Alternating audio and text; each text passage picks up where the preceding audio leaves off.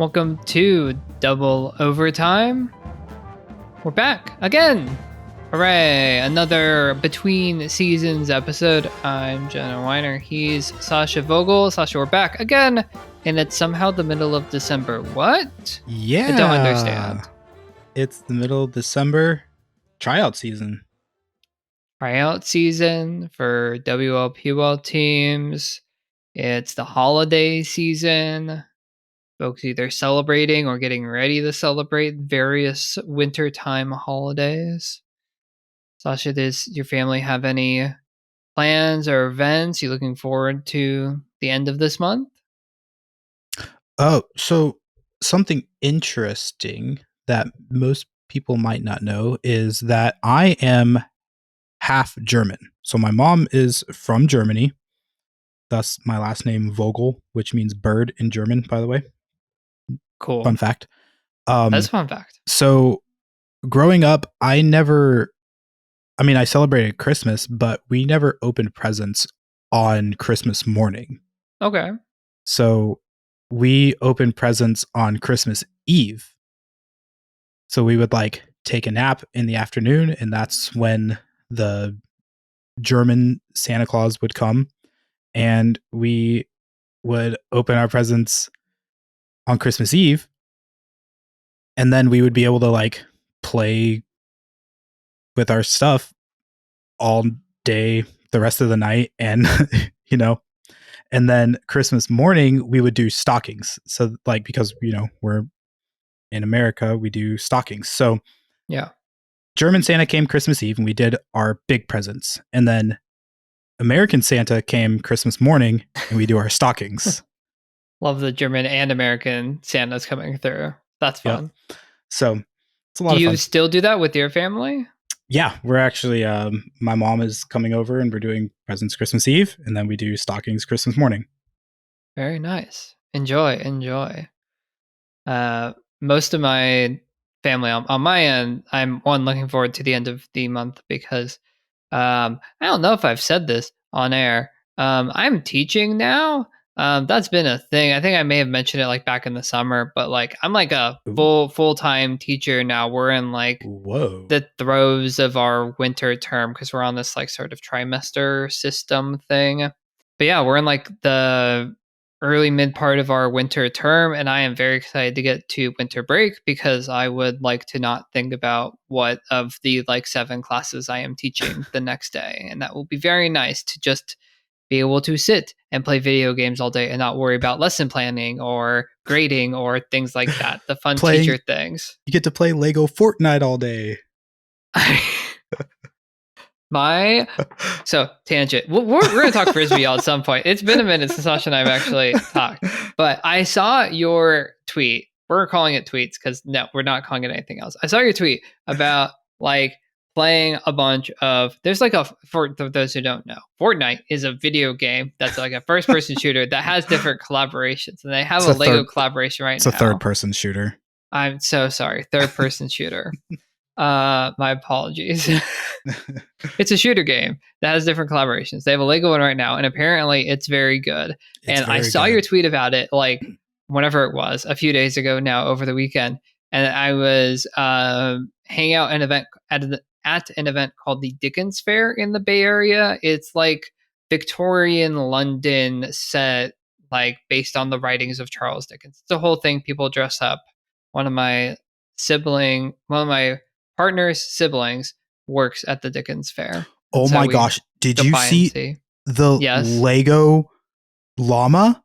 So I haven't played Fortnite yet. The reason I'm bringing up this whole my weekend Dickens Fair thing is because my girlfriend turns to me and is hey, there's this Lego thing in Fortnite. And I was I know Sascha tweeted about it, and I need to go now play Fortnite because I haven't gotten a chance to yet because teaching life.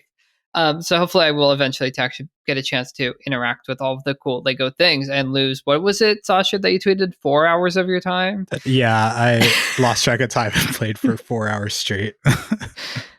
Anyway, this is what we do with our time, folks, when we're not recording double overtime and or busy watching Frisbee things. But yeah, so I need to because yeah. Anyway, hi folks, we're back kind of. Season 3 is around the corner-ish. I was looking at our schedule last year, Sasha, and we technically started season 3 in January, like early January. We might wait a little bit to start season 3 because it feels like news keeps dropping. But we'll be ready to go before the WL season gets going with 6 teams. Yes, 6. Our last episode was talking to Greta Eisenbray of formerly of the Oregon Onyx about the Onyx not returning in 2024. And after this quick break, in just a moment, we will be joined by Maggie O'Connor, formerly of LA Astra, also not returning in 2024. The Western Ultimate League down to 6 teams. We're going to talk to Maggie. We're going to run down some updates, and then we will wish you all a very happy holiday season. Sasha, sound good? Sounds great to me. When we come back, Maggie O'Connor joins Double Overtime. Don't go away. We will be right back. Our friends at VC Ultimate are proud to sponsor Double Overtime. VC proudly puts community over profit, focusing their support on initiatives that help promote inclusivity. As the first ever sponsor to back professional women's and non-binary Ultimate, VC puts its money where its mouth is when it comes to equitable action. VC also approaches product innovation intentionally to make more players feel like the Ultimate space is their own. Did you know that all VC core products are now 100% gender-free? If your team is in the market for uniforms or custom team gear, check out VCUltimate.com. Not only are they working to change the landscape of sport, VC's performance gear is the best on the field. Thanks to our sponsors of Double Overtime, VC Ultimate. We're now very happy to be joined on Double Overtime by my longtime friend, Maggie O'Connor. Maggie, welcome to the show. So happy that you're here joining Sasha and I. I'm trying to remember when we first played together because it was years ago in East Bay Women's League, I think. Sasha, let us reminisce for a moment and then we'll get into things. No, I got you. Go for it. Yeah, I think it was Fall League in 2016. I want to say. It's been a minute. It's been a minute. It was years ago. Maggie and I, before we both got involved with WL things before. You have a gold medal now, don't you? Is that right? You got a medal of some sort? No big deal. Yeah. No big deal. Beach world champion Maggie O'Connor. Before all that, before WL started, Maggie and I were hugging it deep to each other constantly out in the East Bay area. Anyway, Maggie, welcome to the show. Thank you. Unfortunately, as we said when we had Greta Eisenbray on the show in our last sort of between seasons episode, it's not under the best of circumstances because your team has evaporated. For those who somehow are listening to this podcast but don't know, LA Astra will not be returning for the 2024 season in the Western Ultimate League. So, Maggie, what was that process like? What did you know from a player perspective? I know you've been fairly involved with various sort of organizing communication within the LA Ultimate scene. Like, how did this transpire from, let's start from a player perspective. Oh, boy. I think, so last year, I think it's the same with any other team also. Like, last year in the off season, there was struggle. We needed new coaches. We didn't know if we would have enough money. And so it felt like it was already you're crawling up this hill, and we finally made it to the top and had a 2023 season. And we were kind of hoping that because of that crawl and learning from mistakes, it wouldn't repeat itself. But if anybody knows Creamer, Jessica Creamer, she's one of our owners and was doing pretty much ownership, GM, coaching, coordinating. She was doing 90% of the behind the scenes work. And in May, she moved away. And basically, I think long story short, we couldn't replace Creamer, or I couldn't replace the work that Creamer does with one or two people.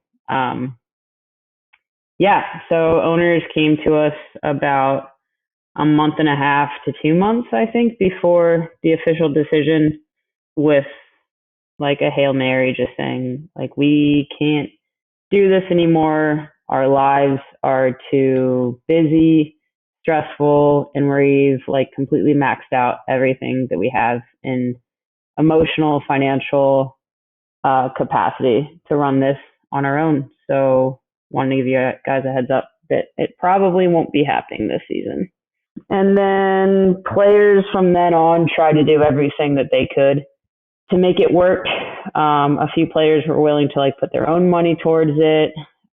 We sourced for managers, for sponsorships, and at the end of the day, just couldn't pull it out and had to make the hard decision that taking this season off is going to be better for the future of Astra, I think, and being able to have an entire year to like build up, to fundraise, to get the money, to get the correct people who, won't burn out because they know how the job works, I guess, to be a manager of a professional team. I mean, it certainly makes sense. It sucks that it has to happen, but I feel like it, like you said, it will be better in the long run, from like to be able to take this year and really lock everything down for next year instead of just saying, oh, we'll figure it out as we go. Yeah, no, I agree. I think like being able to have that year, I don't know, just like build it up, save a little bit of money. Like, I think it's really hard to go into the regular season already like drained from like not knowing whether or not you're going to be able to have a team. So I think, on all fronts, like, it sucks and I'm heartbroken. I loved how much Astra was able to showcase like the young talent in LA that doesn't really get to be seen in club. And I really wish that the LA community had that this year. But sacrifice 1 year for years to come, I guess.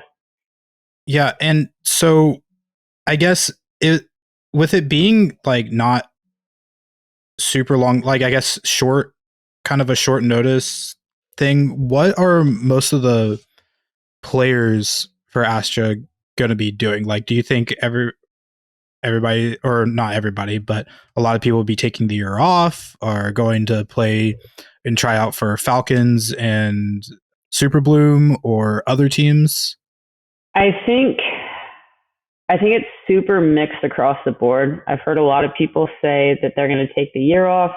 I know a few people went down to Super Bloom tryouts recently. I think a few people are going to fly out to Arizona this weekend for tryouts. I don't know if anybody went up to San Francisco, but yeah, so I'd say it's pretty half and half for people exploring their options versus taking the year off. Gotcha. And yeah. What are you doing? I am going to be a sidewinder this year. Arizona. Whoa. Big pickup for Arizona. Okay. Yeah. What prompted that decision other than Astra not being a thing? I think there's a lot that went into it. I think where I'm at in my Frisbee career, my priority is to focus on what kind of knowledge I can surround myself with. I want to get better on the strategic front of Frisbee. I want to get better as a leader and become more of just an all-around player, increase my field sense, all of that. And with Mel being the new coach for the Sidewinders, I've heard nothing but good things, including those from like some of my Frisbee idols, that she's a wonderful coach. And then I've always looked up to Chip and Paige, which I hope they don't think I'm weird when I actually like meet them, but no, they've always been like two of my favorite players to watch. And so I'm really excited to play with them, but to like learn from them. Yeah, just a huge fan of Chip. So that's going to be a lot of fun. And then playing flip side this club season with Megan and Lindsay, like fell in love with them as teammates. And I'm super excited to be on the field with both of them. So it just seems like a really fun team. Yeah. They are a fun team. I mean, like, I don't know most of them personally, obviously, but they are fun to watch. Tell you that, sitting on the other side of the country watching these games, they're one of the fun ones to watch. Yeah. If Cody wants to have another, Chip is amazing. Yeah. And if Cody wants to have another top 10 play, like, I wouldn't mind being on the other side of that, like overthrowing her, you know? I was on the call for that one back at the Winter Cup. That was wild to see that one go down. So it'll be fun to have you on that team for sure. What I know that like there haven't been necessarily as of the time of recording this mid December somehow on like schedule specifics. But what does that sort of look like, or what does that mean for your schedule in terms of how does it look like to be a professional travel player? I know we have some folks who have done this, but I don't know if we've ever really had a chance on certainly double overtime to get a chance to talk with folks other than, I guess we talked to Robin, but Robin's a special case. And going 2/3 of the way across the country is a little bit different than LA to Arizona, at least. I think I'm prepared for it to be taxing. It seems like they're going to be very supportive, and since they have so many travel players, I feel like the time commitment, the mental, just like drain that like travel players can have, I think is going to be really. I don't know. I think it's going to be a supportive team, and they've all gone through it, so I feel like it's in that sense it'll be okay, and I'll have people to like support me and lift me up and like help me through these like burnouts through the year. But for LA, I feel like everybody kind of felt like a travel player because it's such a big city, so you're traveling like 3 hours for practice anyways. So it'll be interesting. I think the biggest issue that I'm going to have is just like FOMO of building relationships off the field and like not being in the city to do pods and hangouts and stuff like that. So I think, I have to figure out like a way to be able to like make those connections. Cause those like mean a lot to me. So yeah, I think we're just going to like roll with it and figure it out as we go.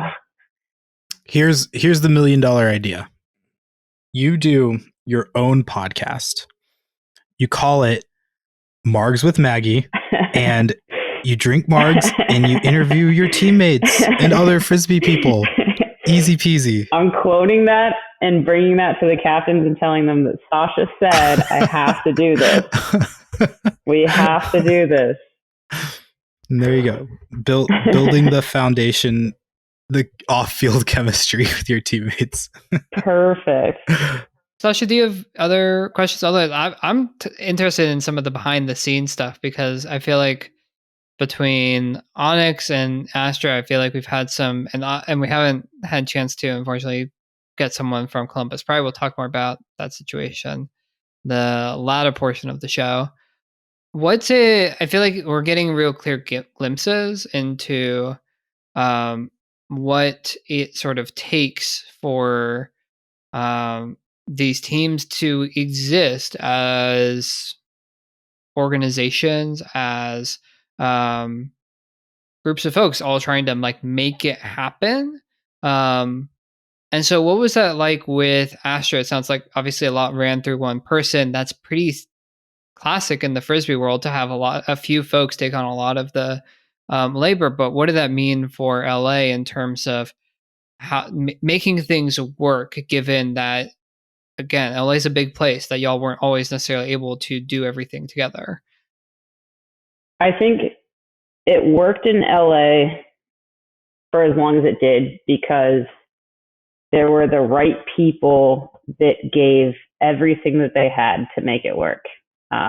Astra would not be here without Lish, without Creamer, without Adair, and honestly, without a lot of the players. I think the players put a lot of time, a lot of effort, and like not only did they dedicate so much to playing on Astra, they dedicated all of their off time to making it work, to finding the cheapest accommodations, cheapest travel things to find places that we can fundraise. Like, people literally gave everything that they had to make Astra work, and that's the reason why it did.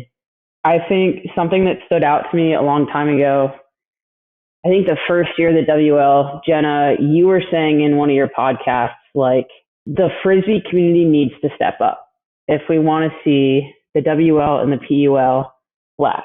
The Frisbee community is made up of majority privileged, financially privileged people. And if we want these professional leagues and if we want teams to represent our areas, like, we have to step up and put our money where our mouth is. And unfortunately, like, I don't think that that's happening enough. I think that that is happening a lot, and I don't want to discredit the people that have given so much valuable time, money, resources, and everything like that. But especially for cities like Portland and LA, like, as a community, we need to step up. We need to do better, and invest in these women. It's, I don't know how much more I can say than that. Yeah. I also think that youth, oh my gosh, youth is how these cities are so successful with their pro teams. Like, you look at Seattle, you look at San Francisco, you look at New York, like, they have these youth programs. They're investing in youth, and that's how they're, like, putting seats. They're not putting seats. That's how they're filling seats, like, in their stands. They're making money that way at their games. Like, they're building up their community from underneath to be able to come and support them at the pro level. Unfortunately, LA is huge. Transportation is awful. And again, like, just not having the time from the right people. We don't have a great youth program yet. And so I think that that's very interesting that, we folded this year and we don't have great youth programs. So get involved in your youth, please. Honestly, I second that, like, wholeheartedly. Get involved with the youth. You can see what North Carolina has done. And you see, like, their YCC teams, and they have middle school teams, and there's so much that is happening from the youth level that when they get to the Raleigh Phoenix and the Carolina Flyers at that point, that they end up being, like, super dominant almost. Yeah.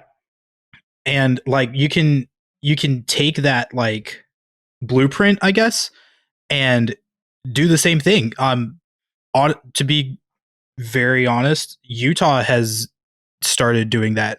Bryce Merrill is a huge fan of what North Carolina has been doing, and he's been doing his best over the past couple of years, or 10 years or so, of trying to basically copy what Mike DeNardis and all the other coaches and players have done in North Carolina. And now you can see Salt Lake's youth scene being one of the best in the country.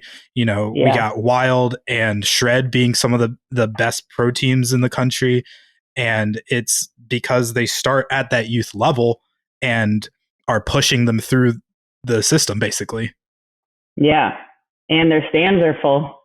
Exactly. Like, there's so much buy-in, and it's because they, parents want to watch their kids do cool things. And when they start, at elementary, middle school, if you can, then they're going to, keep with it when they're in high school and college and playing pros too. Yeah, 100%. Yeah, that all tracks me. Also, quick note, Sascha, I think you said Raleigh Phoenix, which, we have Phoenix, the women's club team, and Raleigh Radiance. Yeah, it's late on the East Coast, folks. Give him a pass on this one. I know you heard a little pause. I seriously could not think, but I remember Raleigh Phoenix for sure. I was like, let's go with it. Radiance, apologies. Close enough. They're almost the same team. they're very similar. A lot of overlap. It's true. Yeah. Cool. Well, it's been a pleasure having you on, Maggie. Is there anything else that you want to share about Astra? Anything else that would be helpful to know? I know with the Onyx situation, there was a little bit more of, like, a clear sort of, like, owners not paying their players and then ruling the ownership group out. This, from what I'm hearing, it sounds like it was a situation of it is hard to run a pro team, let alone run a pro team in LA, let alone run a pro team in LA when you have one person as the tent pole and that tent pole leaves. Is there anything else you want to add about the situation or anything else in general before we let you enjoy the rest of your evening? Yeah, actually, I would love to give a shout out to Ultimate Palestine on Instagram.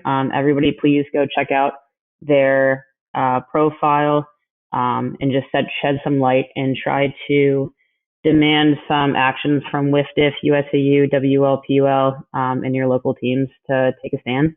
And yeah, I would love everybody to educate and read Palestine's statement. Perfect. Thank you, Maggie, so much thank you. being here with us. You are a gem. Thank you so much. Drink lots of margs for me. I will. Don't worry. Always good to see you, friend. Yeah, of course. Don't be a stranger. See you in the Bay soon enough, I'm sure. Yeah, I'll see you up there. Take care. Thank you to Maggie O'Connor. We're going to take a break. We'll be right back.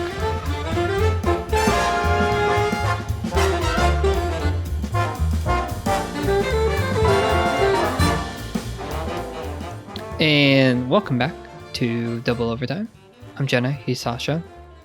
We were just joined by Maggie O'Connor.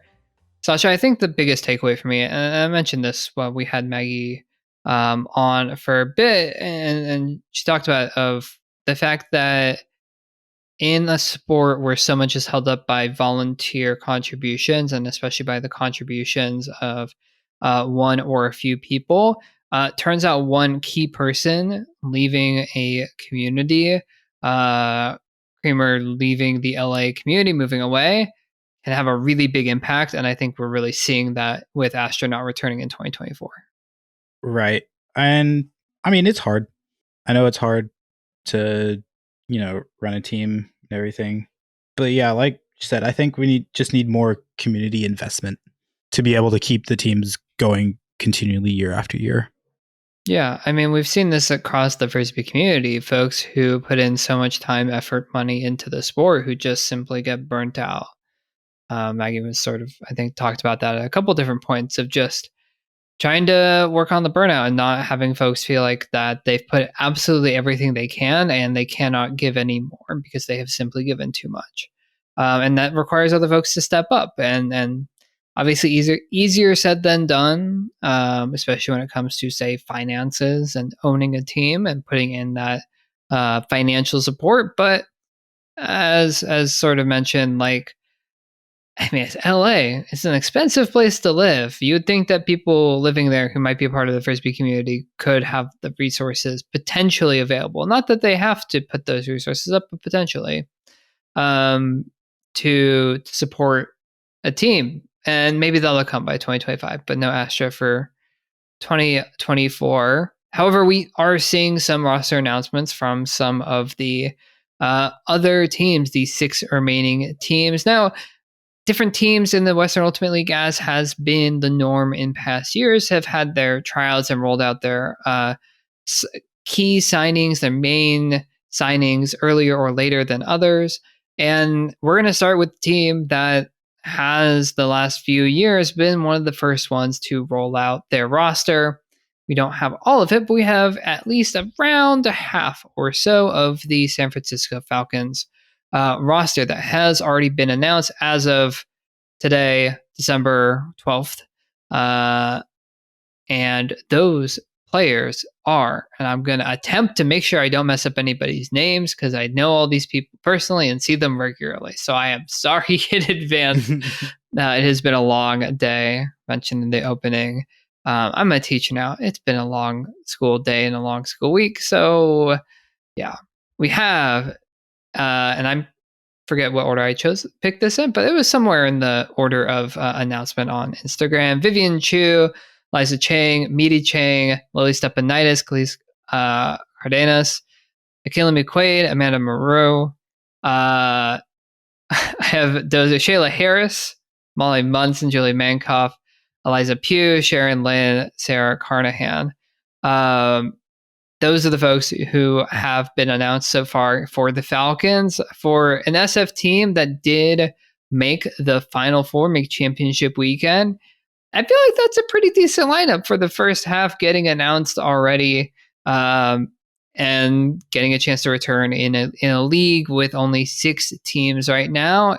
If they could keep the same top 4 format, we haven't had any specifics come out about the WL schedule. Falcons, I think, should feel like they have a pretty good chance of making a return trip, although the teams that remain, 6 teams, none of them are pushovers, that's for sure. None at all. Another team that has been, I mean, I guess most of the teams have announced people. Colorado Alpenglow announced Abby Thorpe, Aubrey Dietrich, Sarah Ido. Good question. I think it's Ido. Let us know. Please let us know. Please. Christian Reed, Rory Veldman, Jade McLaughlin, and we have Pesh. I cannot remember her name Sarah for the life Pesh. of me. Sarah Pesh, thank you. I put Sascha in a problem spot here. I only wrote last names for some of these because I was trying to go quick. I know all of them. I just couldn't think of it at that moment. But yeah, it's a pretty set, right? Pretty solid set to start glowing the Alpenglow again for this coming new season, second season in the league. Yeah, I mean, you got Mixed Club Player of the Year, Jay McLaughlin. You have Breakout Player of the Year in Rory Veldman. And then Abby Thorpe was incredible last season in the WL. Aubrey Dietrich, if I remember right, made the D podium. So that's a strong core. So pretty strong. Alpenglow not making it to the Final Four last year, but hey, maybe this year again. A reduced pool of teams. Competition's going to be tough, but also percentage-wise, better chance. I was about to say percentage-wise is a little easier this year than last year. Yeah. Speaking of teams that are going to hope to make it this year after not making it last year, we have the Sidewinders. Already mentioned one of their new signings, Maggie O'Connor, coming over from Astra. Also, Kez Gessel, Carly Garrett, Cody Lippincott, Paige Applegate, Megan Maxfield, and Lindsay Doyle as of 12/12, Tuesday evening. So we're definitely missing people by the time you hear this, because Sascha and I are great at recording right before announcements happen. So keep your ear out. I'm sure big news is going to drop Wednesday morning. Okay, you think we're kidding, but it happens every time we record, and then the next day after we record, something happens and we're texting each other it happened again. I can't believe this happens every single time. If we had waited just one day, then we would have had another thing to talk about, but no, it happens every time. So, and we're going to talk a little bit about the PUL once we get through these WL roster announcements. The odds are very high that something drops this week that Sascha and I will have missed by days.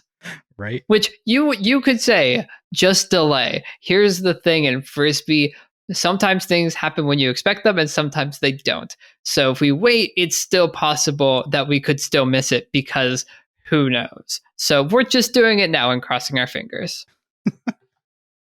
Right. All right. Anyways, moving on. Going to Seattle. The only player that's been announced is Icky Elmi. Yay, which is Icky. A great start, honestly. Icky is amazing. Yeah. But I was going through the Tempest Instagram and I was like, oh, they have only one person announced. Yeah. Very underrated player. Seriously, super underrated. Icky is great. Yeah. And so Tempest will presumably, Icky will have teammates. So TBD on the rest of Tempest announcements. Icky versus everyone. Icky versus the world. Okay. Speaking of the Tempest finals opponent, San Diego Super Bloom, they have announced all of 3 players, but I bet you could probably guess who they are. You have Dina Elimelech, you have Kayla Helton, and you have Kristen Pachunas. That is quite the trio to bring back. And if you're a Super Bloom, these are the 3 people that you needed to bring back. no shade to anyone else on Super Bloom who are all incredible, but if you needed to bring 3 players back, I can't think of 3 other players who are more sort of central to Super Bloom's success than these 3, which makes sense why they're signed and announced so early. Real quick. Did we miss one?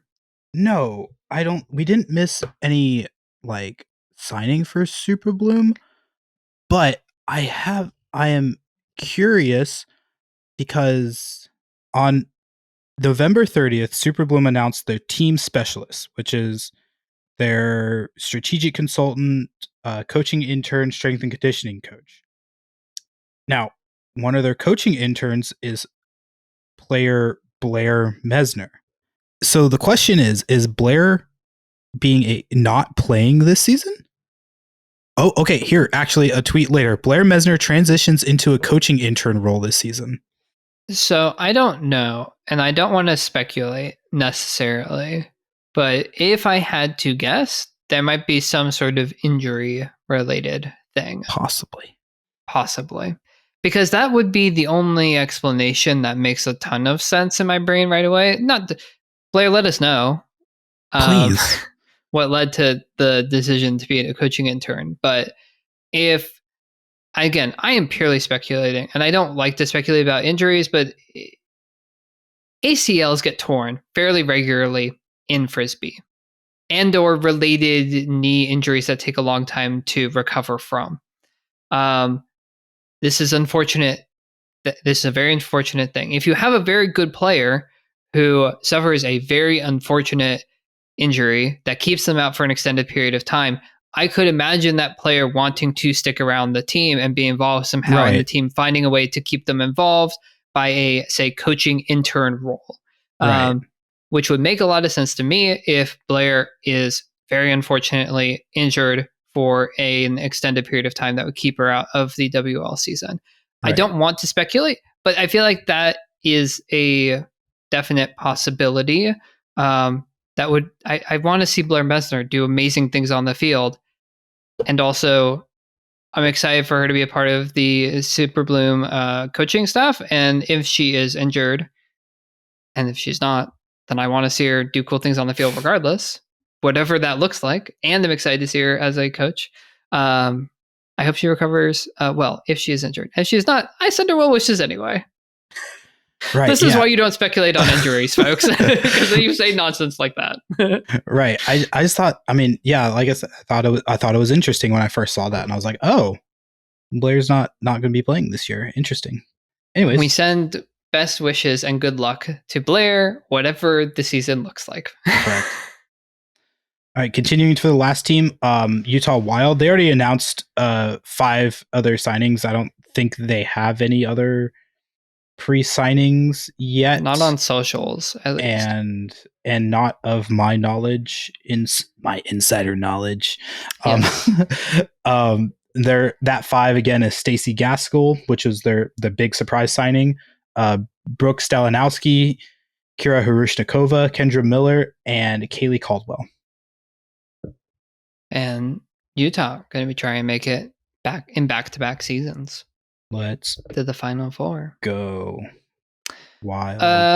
So that wraps up the roster announcements. Again, as of recording Tuesday, December 12th in the evening. Other WL updates. The biggest one that I found to keep track of from our last show, Sascha, was the WL AUDL showcase, the Northwest Cup Challenge thing. That didn't happen. It makes sense because that was announced just around / before the Onyx stopped being a thing for 2024. So not a huge shock that the Northwest Challenge Cup thing didn't end up happening. I think that's mostly it out of the WL. It's been unfortunate news for the most part, but as has been said before, as will be said again, this is not representative, at least in my opinion, of a broader issue with, say, women's sports or women's professional ultimate, women and non-binary and queer folks professional ultimate, but simply how it works with semi-pro teams. We saw it in the AUDL. We've seen it in the beginnings of every single professional sports league that has ever existed. Teams come, teams go. This is how it works. So I'm excited and remain excited for the future of the WL, regardless of the number of teams that it has playing in it. So, anything else WL news wise, Sasha? Otherwise, we can move on to PUL. Let's move on to the PUL with the big news of the PUL so far right now is that one of the two. Oh yeah. Well, I mean, I feel like this they're together. Kind of together. Yeah, fair. Anyway, good. No Columbus Pride this year. They are taking the 2024 season off, and they put out a statement saying that. I can't remember what day it was, and I don't have it right in front of me. It was a few weeks ago, a month ago now. Yeah, it wasn't too long ago. Between this episode and last episode is when it happened. Yes, that's true.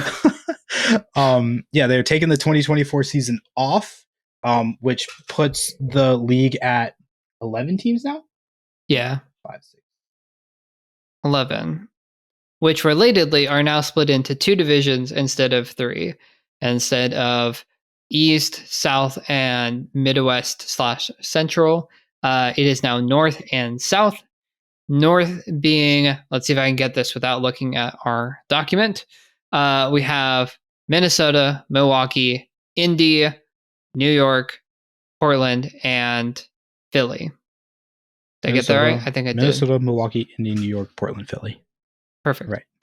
That leaves in the South, Austin, Nashville, Atlanta, Raleigh, and DC. You can't see it, but off screen I am pointing fingers at roughly their locations on a mental map of where those are. And Columbus Pride will join the South Division in 2025. Which is weird to me, because technically Indy is farther south than Columbus. Not by much, but technically it's farther south than Columbus. They wanted to keep the intrigue of... So you can talk about this, right? We haven't had a chance to talk about it. For one, Columbus Pride leaving the league, very similar. Sounds like we haven't had a chance to really talk with folks in depth from the Columbus Pride. Sounds pretty similar to what happened in LA, where simply not enough resources monetarily or time-wise were able to be gathered together to make a 2024 Pride season happen. As for the realignment, I think it's, why did they not put like Indy in the South and Columbus in the North? I don't know. And maybe it was I still have some questions around, like, was the Columbus decision made before they did the realignment, or vice versa? Was the realignment made and then Columbus left the league? I think kind of regardless, you have in the South DC and Raleigh are as the 2 clear favorites, assuming that it's a similar format of top 2. Assuming it would be a format that of top 2 advance. Yeah, in their announcement about it, they said that the top 2 in each division would advance. They said that... let me see if I can pull it up real quick and see what exactly it says. Divisional structure shift. Each team will compete in 5 to 6 official games. So I'm assuming by 5, when they say 5 to 6, that the North Division will compete in 6 and the South Division will compete in 5, just due to numbers in the division. Teams will participate in 1 match against each of their division opponents, so round robin in division, and at least 1 cross-divisional match. Yeah. Which sounds like if all of the South teams played each other, that's 4 games for each of the 5 teams, plus 1. Plus maybe 2. Yeah. In the North, you have 6 teams playing 5 games against each of their divisional rivals, plus 1 more. Right. And then the last sentence, the top 2 teams in each division will compete in the 2024 PUL Championship weekend. So which makes sense to me. Yeah, so there is no committee this year. There is none of that. It's just top And two in each division. If you're doing round robin, then okay, yes, we have a similar situation where the out of division games don't matter. But in this case, you have far more out of division games. You have far more in division games than out of division games, and so yeah, it would be cool to have like a New York DC matchup as sort of like a showcase game, right? As a get these teams another set of reps, but not count that game. I have no issues with that in this format. Yes, you are discarding some of the games, but if it's only one game out of a 5 or 6 game season, I have far less issue with that not counting than last year when it was like 3 and 3 and you discarded like, a third to a half of your data points. This feels much more sensible, and I would expect that they would not count the out of division games to who qualifies to championship weekend. Right. Because it's bound to be very imbalanced in terms of who plays who in the sort of one-off matchups. Right. And we will be getting details, like their next paragraph after that says that the details regarding playoff qualification and the PUL schedule will be released in early January. So we will be getting a schedule in early January. Fingers crossed. There we go. Other PUL related news. There's a documentary that was produced about the Austin Torch called Torched. There's an article about it on Ultiworld that folks can check out. It seems like it's been receiving fairly good reviews, and so it'll be interesting to see if this sparks any sort of further interest in the Torch, in the PUL, in Ultimate as a whole. But it's cool to see something like this being produced about a PUL team in this very particular way. So I'm curious to see. I haven't had a chance to see it, but I encourage folks to check out the article on Ultiworld that sort of summarizes what's been happening so far. Them doing some the words, the movie being shown at some festivals, that sort of a deal. So that's a cool, exciting thing that is related to the PUL. Correct. And then I don't know if did we mention the updated website last episode or episode before? I don't know. I don't know if we've mentioned the updated website. The PUL has reemerged from a hibernation on social media / their website, in part tied to the divisional realignment announcement. They also have on their website a bidding setup, like a page that says that they're going to announce finalists for bidding for, I think, just championship weekend. I would have to double check.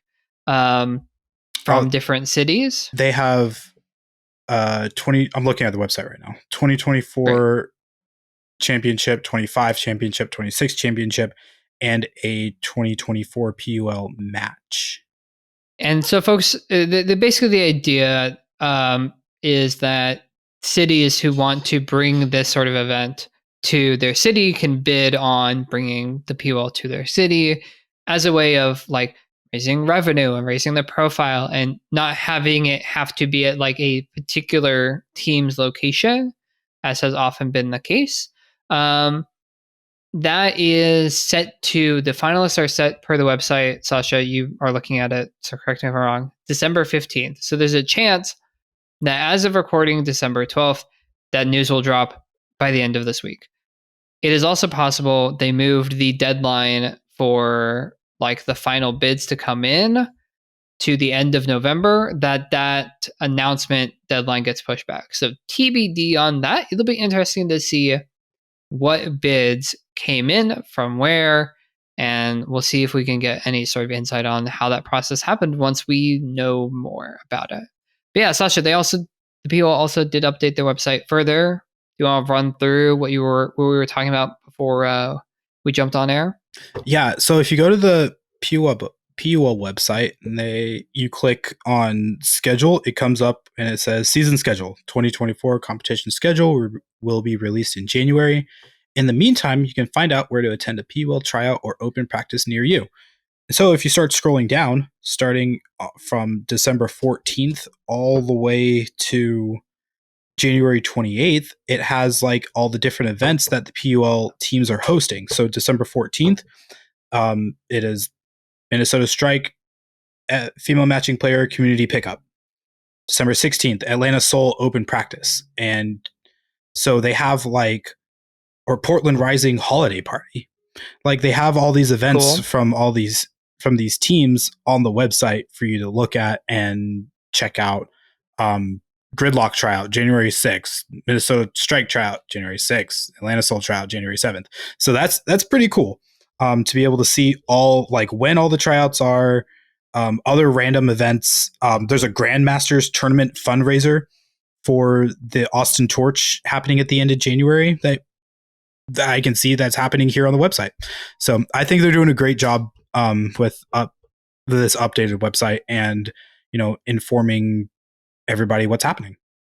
Yeah, I mean it's nice to have that information more centralized, and yeah, nice to have that resource available to folks as teams start getting their tryout processes underway and things into gear. I think that's it, Sascha. We good? Is there anything else to add before we send people off to their holidays or pre-holidays? We don't have a highlight of the week because nothing's happening. Yeah, it's pretty quiet. Well, we'll get back to it. It'll happen eventually. Next time we join y'all will likely be in the new year. TBD on if we start season 3 at that point. You might get one more between season episode depending on what news drops, or maybe news will drop around the end of December and you'll get a New Year's episode from us. We're gonna find out. So we'll keep you updated, keep your ears open, refresh your podcast feeds, etc., etc. Sascha, anything else?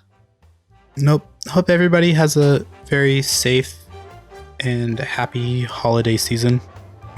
Whatever holiday that you celebrate. Indeed.